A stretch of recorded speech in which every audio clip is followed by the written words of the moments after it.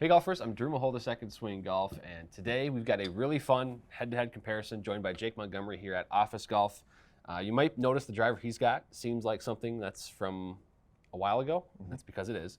I've got a Callaway Paradym Ai Smoke Max in my hand, and you have a Callaway Big Bertha ERC II driver, a non-conforming driver. I believe it's about 24, 25 years old, Jake. So tell us what you know about that. It's also brand new, by the way. Yeah. Just took it out of the wrapper. So not often you see a brand new driver that's that old. So talk to me about what you know about this driver, and then I think, you know, just some very initial predictions on what we might see in a head-to-head test here. Yeah, so this driver was released in 2000.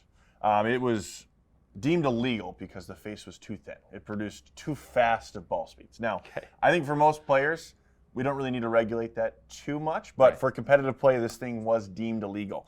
Now, it's not some big, huge head. It's only 335 cc's. It's actually even smaller than their mini driver that they currently have. So I would expect foul balls on this to be pretty big, but I'm curious if we can get some 151, 152, 153 smash factors out of it. Yeah, I think that's the curious part for me, and it's actually one thing I wanted to note too is on there you see, you know, of course all the terminology, forged titanium, right? These marketing terms that kind of are still used in a way today, and one of them is variable face thickness. And so you see, you know, I know we see it, and I'm sure the audience and gear junkies out there see variable face thickness as sort of a term used to kind of talk about, you know, technology, new features of a golf club. It's been around for a while. Yeah, it has. This idea of, you know, varying the face thickness throughout the design to maximize ball speed there. So what I imagine is the face is pretty darn thin towards the center of it, 100%. especially to help with those, you know, get that ball speed and potentially a smash factor over 1.5. So yeah, and then we're gonna just test that with the AI Smoke Max here. Again, both shafts are stiff flex. This hazardous here is a little heavier than the 50-gram stiff of that one. Of course, we can't match them up with a, that's a bonded hosel there, so we're doing what we can. Both 9-degree heads, standard setting with the AI Smoke. I think you're right. My prediction, miss hits here are gonna be way better. I'm curious though, maybe the max ball speed is faster with that guy. Let's see with this guy, yeah, for sure. Ready to go swing here? Let's try it.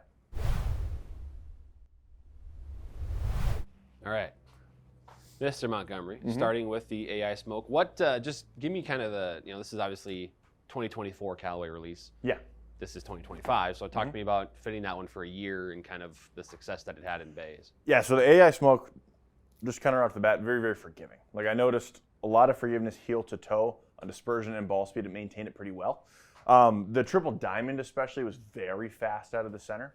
So I mean, the AI Smoke is definitely a place I went to if we were looking to kind of gain maximum ball speed as well. But I would really say ball speed retention was the big strength of it. Toe and heel shots, you didn't drop off too much there. Sure, okay. Well, sweet, yeah, let's get a few swings here. See what we can get for some numbers, a baseline.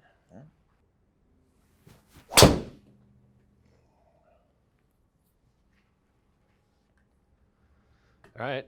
I mean, I'll take that one, right? Yeah, for sure. A little high on the face. Okay, that's what I was going to ask.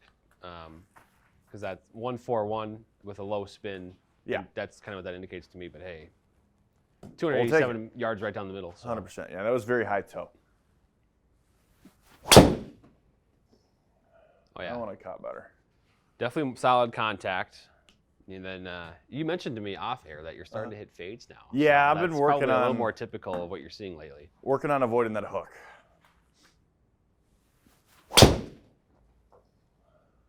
Oh wow, bullet right there. Yeah, pretty happy with this so far. It's a couple in a row. That was a 146 and 147 smash. Is there a number or any of these numbers like that you're like looking to get, or I guess would expect to get out of the? I mean, it's all looking pretty typical. Like my spin rate's usually like lower 2000s. Okay. If I'm feeling really good, we can get a couple 150s in there. But I'd say 145 to 148 is usually where I live with the driver. I mean, ball speed and spin is really kind of the main thing I'm looking at these two. I'm really curious how that older driver is going to spin. Because I know that with the changes in the golf ball, drivers have become a lot lower spinning. Those were built for a time where the golf ball was a little bit spinnier. So we'll kind of take a peek and see how those two change. That's a great point I didn't consider, but.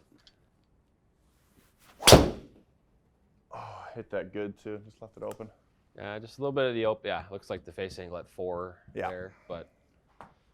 Hey, that's still, I mean, in terms of, I mean, the spin went up a little bit there, but still a pretty good shot. I mean, yeah, I mean, under 3,000 spin for that right of a miss, I don't mind. We'll get one more good one here.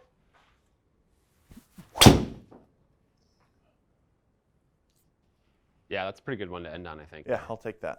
148 on the smash, 2,500 spin right in the middle there. 160 ball speed. You did get to 160. And then I can bring up these numbers here. We can kind of look at some averages here. So this is the set of shots with the AI Smoke.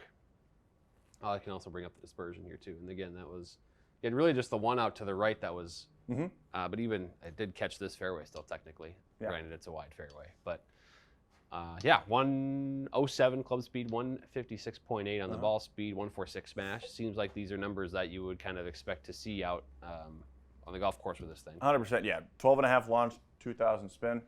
For a modern driver, that's pretty much right where you want to live. Yep. Peak, I believe, was like right around 92 there. 90 feet. 92 feet, yeah. Those are pretty typical driver numbers for me. So that makes me really excited to try the ERC and kind of see how that's changed over the years. I would love to see that smash factor jump up a lot. Yeah, I think that's, well, what's interesting is like, you know, what the smash factor is going to, I mean, I would imagine the variance is wider. 100%. Because like what I want to see is like you hit one, you know, a couple of these dead center, right? Yeah. Like perfectly in the middle and see what it looks like, what it sounds like, and then what the numbers are too. Yeah, I'm excited to try it. Yeah, here we go. All right. Brand new ERC II. Again, a non-conforming driver. And we looked up kind of wide. It's because that face is too thin in I think in places. Arnold Palmer actually got in some hot water because he defended using this for amateurs. Really? And they didn't love that.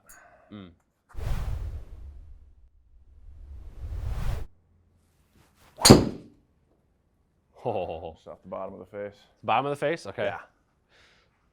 It's probably a little bit, I don't want to say, like maybe a hair intimidating at first because it's just like you see so much less down there at address. 100%. I mean, it feels like I'm hitting a really tall 3-wood. Right. Yeah, it's probably mentally a little bit of a hurdle to climb to swing confidently with that thing. Yeah. That was better. Oh, we didn't get all the numbers. That was a little toey, and yeah, it really hooked. Yeah, okay. Now, I'm also noticing sound is like, because like drivers at this time, this is kind of when you started to hear that like metallic crashing sound a little bit with drivers. Before this, it was really like just a thud. Yeah. And I think this is like that transition point where there's a thud, but there's a little bit of that high-pitched kind of 100%. ringing at the sort of the back end of the sound. Yeah. Right? So it's obviously very different than this guy, but just I picked up on that as I don't know what I was expecting to hear. Yeah.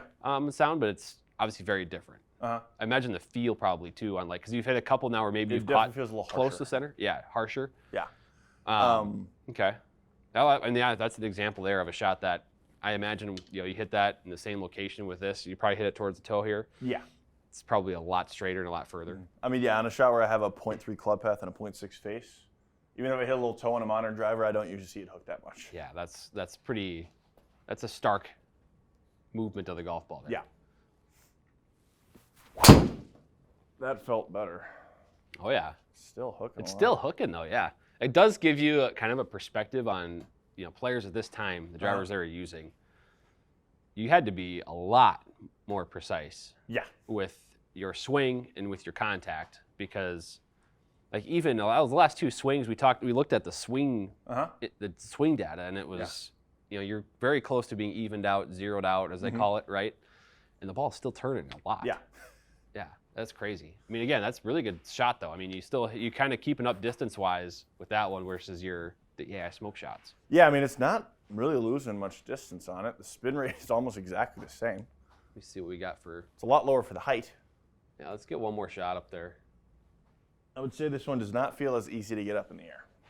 Yeah, and that's probably a lot to do with the center of gravity. Yeah, it's way closer to the AI face. Smoke here, the center of gravity is way back down and low. It's a lot more forward and kind of higher up in that club. So launch is just going to be naturally quite a bit lower. I will say shout out to whoever made this grip. 25 years later, it still feels pretty good. Oh, yeah. So what I'm noticing also that's kind of curious to me is the spin is actually really close. Yes, it is. Across the board.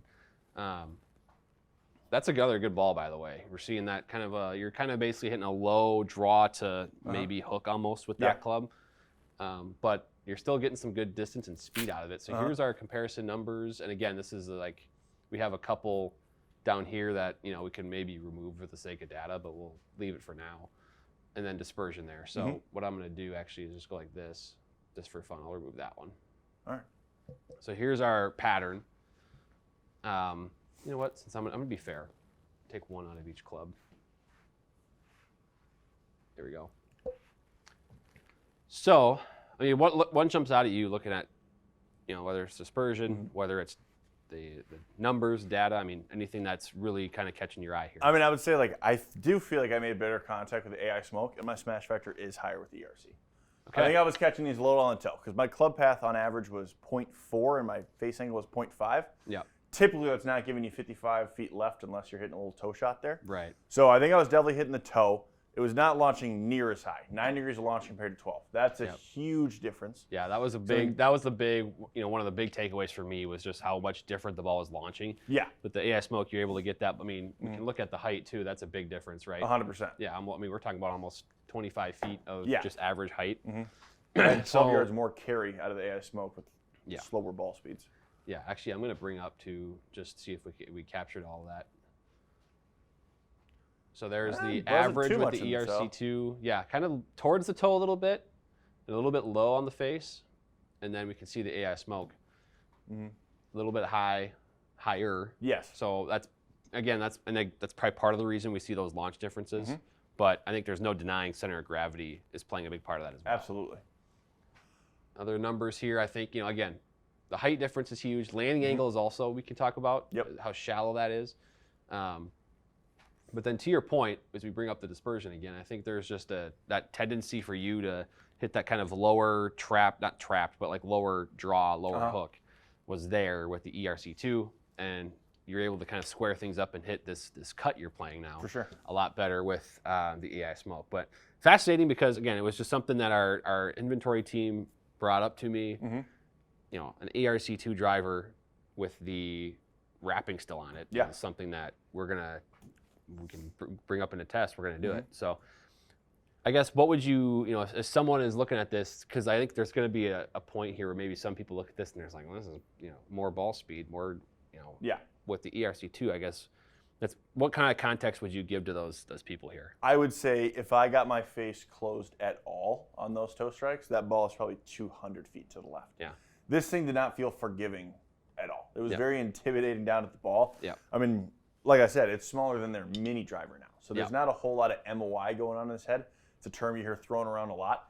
MOI keeps your ball in the fairway. If you don't have a driver that has a larger MOI, your foul balls are going to go all over the place. Yeah. Whereas even with the AI Smoke, I had that one I left out to the right. It still held on to the edge of the fairway. Yeah. I mean, again, I'm going to bring up, I put all 5 of each back up there to kind of give us the full context, right? And you can see, again, your sort of miss with the AI Smoke, it went the same distance as everything else and just was a little right. Whereas your misses with the ERC II, you're losing 20, 30, 40 yards in terms of carry there. That's a much bigger impact, right? So, but cool to test it out anyway. We're talking about 25 years of technology in a sense. Again, there's some of those things are similar with the variable face thickness and everything. But obviously nowadays you get a lot of AI in the design of the Callaway drivers. So, but a fun one here, Jake. Thanks for jumping in, swinging, and giving your insight here. These are kind of the fun, unique clubs that you might find at Second Swing. Something like this that's brand new, a 25-year-old driver, if that interests you. Or, of course, we have a big selection of drivers like the AI Smoke as well to dial in for your game. So, Jake, thanks for coming in and swinging. Thanks for letting me try this thing.